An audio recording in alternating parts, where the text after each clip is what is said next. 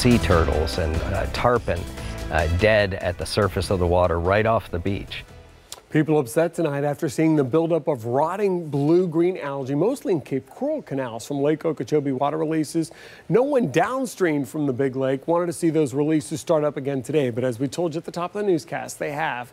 And now one man says he's seeing fish kills as far south as Marco Island in Collier County, and he thinks this is also the result of that toxic algae. For In Your Corner's Carl Fortier and Marco in front of those beautiful waters, and he says it's the size of the dead wildlife that's most surprising here. Huh, Carl?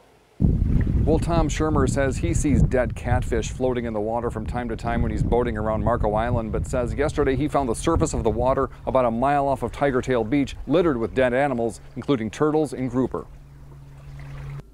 This large dead grouper and a 5 to 6 foot tarpon were found floating in the waters near Marco Island this week.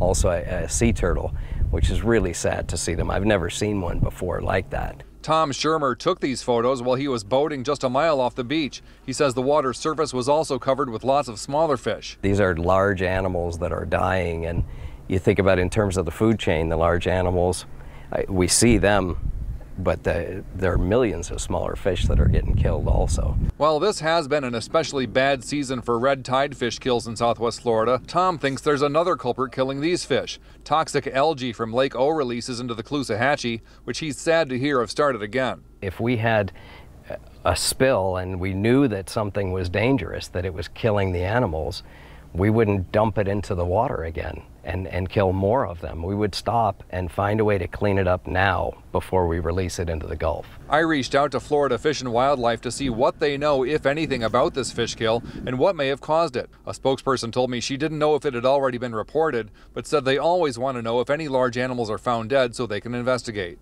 The water is toxic, and so it's coming in, it's killing animals, it's chasing them out.